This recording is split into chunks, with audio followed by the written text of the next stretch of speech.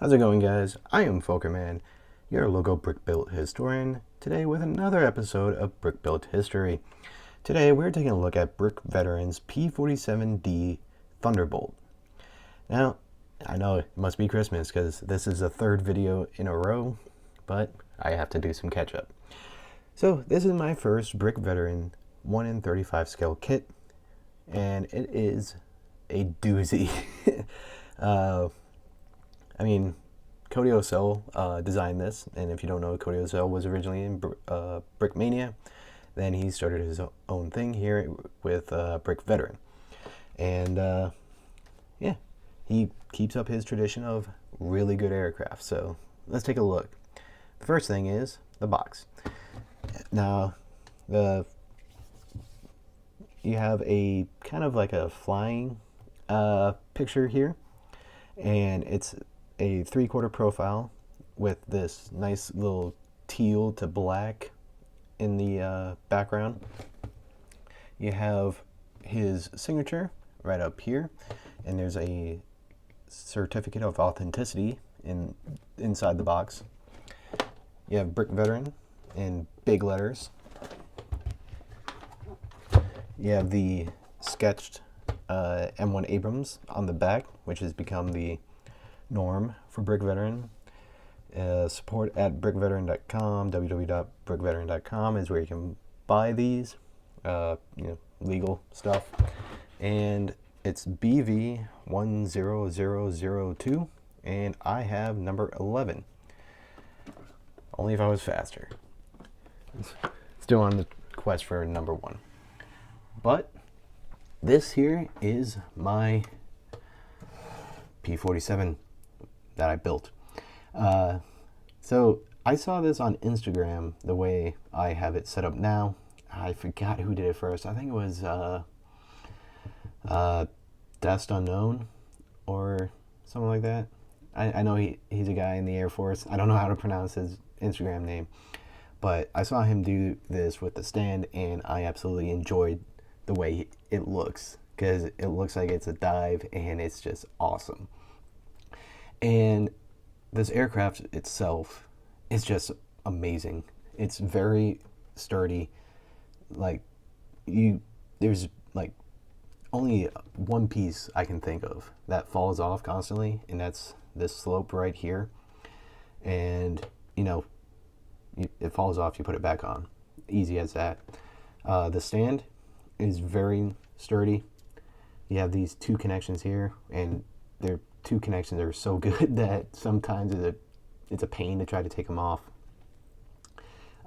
Printed pieces for the stars and bars, which is nice. You have 2 bombs under hard points on the wingtip. You have these little doors that open up to allow the landing gear to go down. And the landing gear, whenever it's on the landing gear, is very solid. You have a retractable tail here, and it's just really pretty.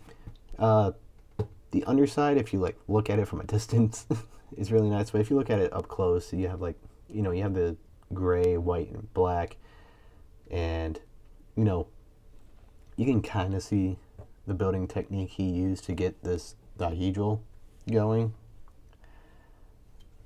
But if you want to learn how to do it, get yourself a P-47. Some of the other things, the way he made the cowling is really nice, and the very, very good inclusion of cowling flaps back here. If you don't know what cowling flaps are, they open and close to allow air to go through the cylinders. So whenever they're closed, the air kind of just stays in the engine compartment here, but whenever they're open, it just allows air to flow through.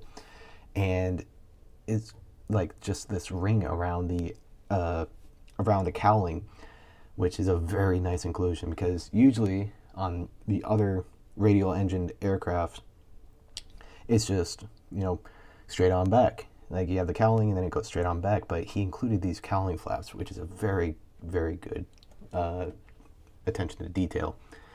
And of course, the P-47 has a very weird cowling where it's kind of circular on top and then it goes down into this teardrop shape, so that you have the air intake for the supercharger.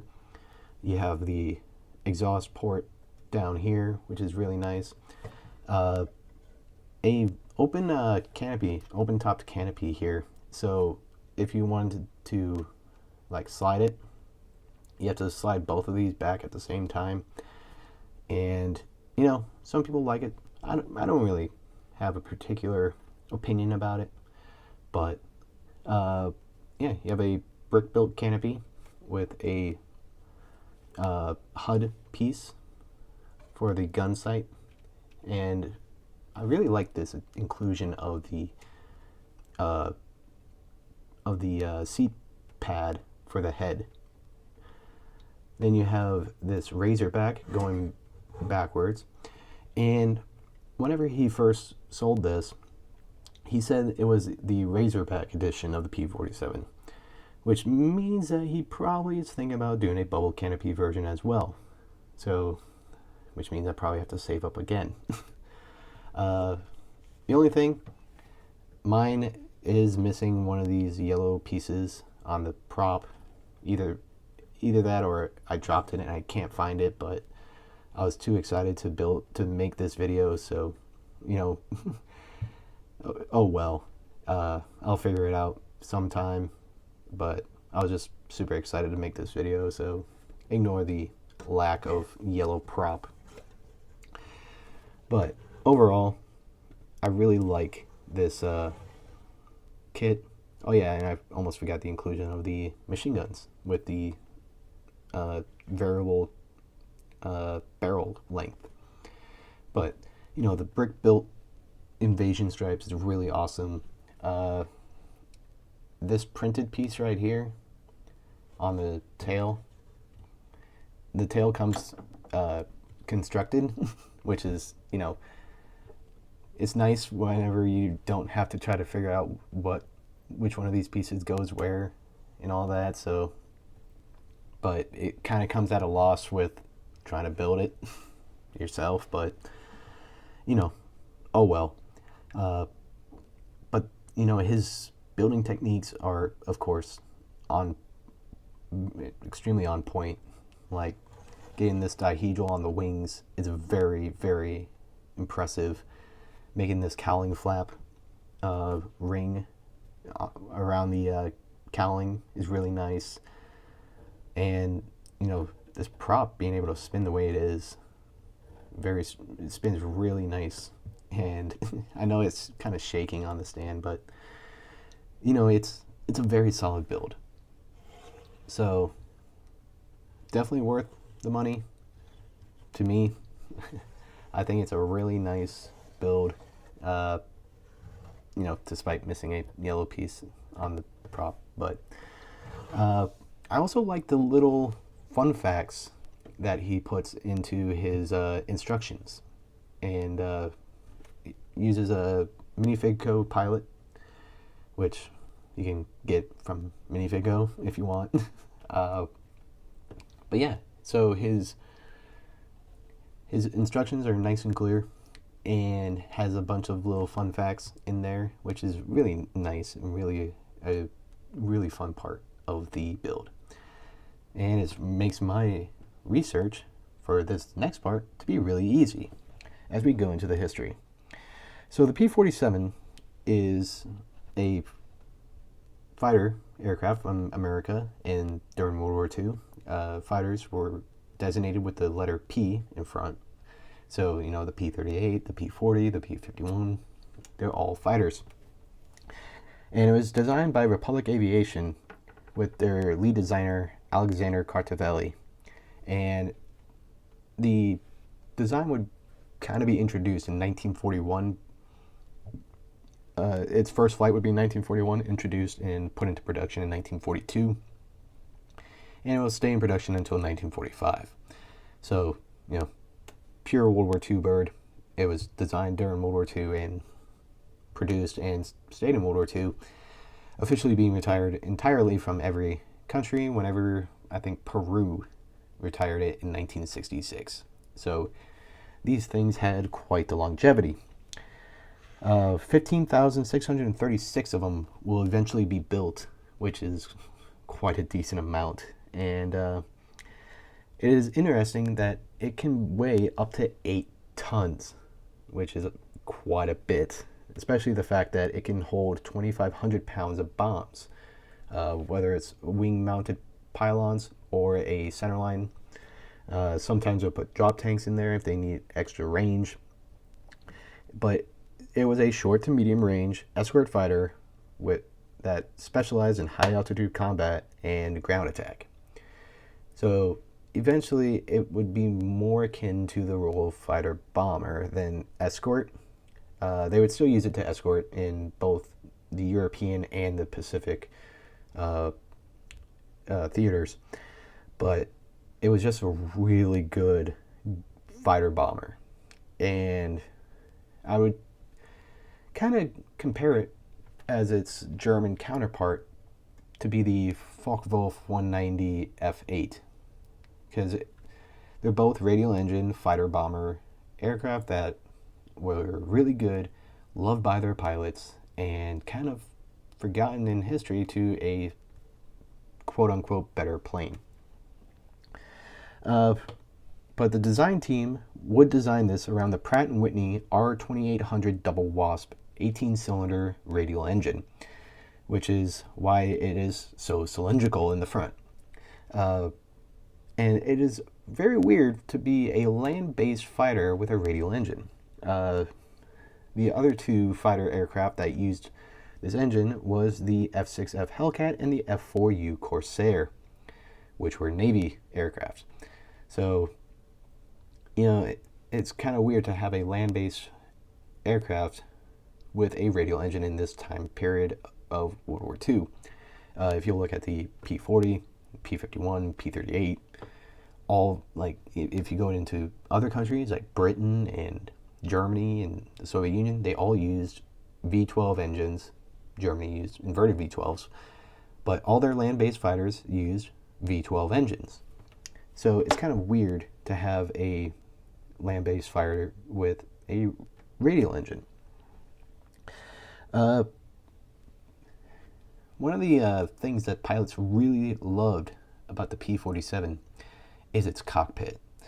The cockpit was a little more heavily armored than other aircraft and still was quite roomy, which, especially for someone like me, where I'm over 6 foot, I like to have a little room.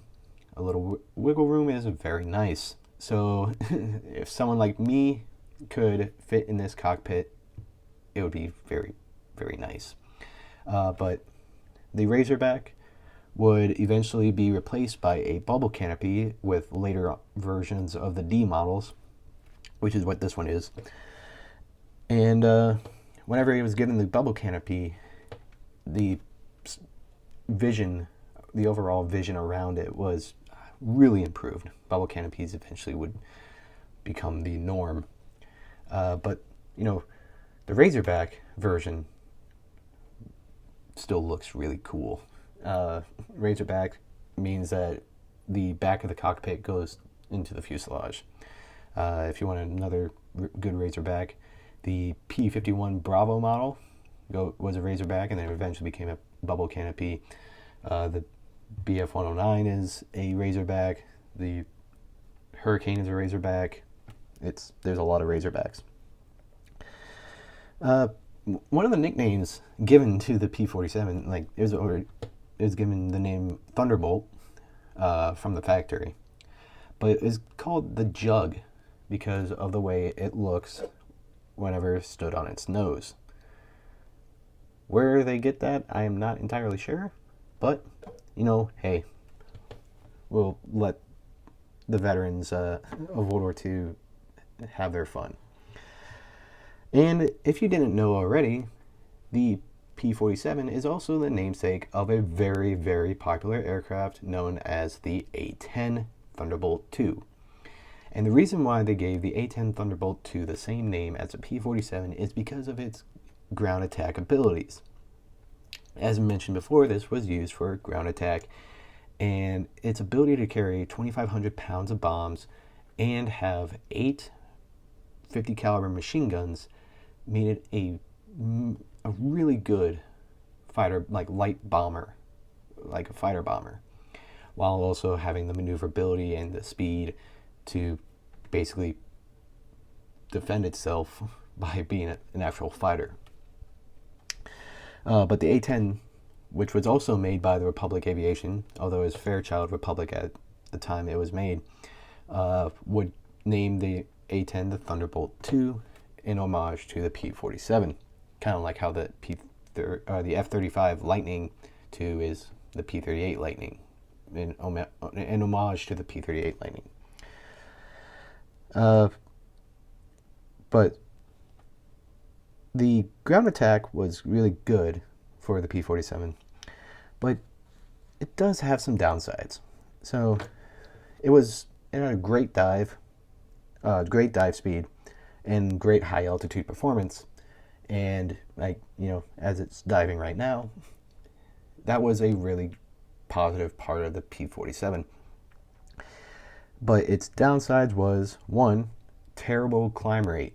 And actually, one of the fun facts in the instruction book is that they changed to this 4-blade paddle design, and it actually helped a lot with improving the climb rate of the P-47. And the other thing was the turn speed. There's not really much you can do about that other than kind of changing up the maybe weight and balance and aerodynamics of the wing foil, but turn speed is kind of just a given of the design. Its top speed was 426 miles per hour in altitude, and it had a range with internal tanks only of 1,030 miles, which is pretty good for a World War II fighter. Had 8 50 caliber machine guns, and as I said, up to 2,500 pounds of bombs, which is really good for a light bomber or a fighter bomber. But the P-47 overall was just loved by a lot of people. America was not the only one who used this. We gave it Lend-Lease to the British and the Russians. Even the French Air Force flew these. We kind of just gave this thing out a lot, and all the other countries really loved it. Soviets kind of liked it a lot with the armored canopy, because Soviets love their armor, and it was just a really good aircraft. And unfortunately, a lot of people are not aware of how good of an aircraft this really is, because it does get outshined by the likes of the P-51 and the P-38, because everyone sees those and they go, oh, that's so cool, but the lowly workhorse of the P-47 kind of gets left behind. But with that said, this is a really, really good looking kit, especially whenever you have it in this dive.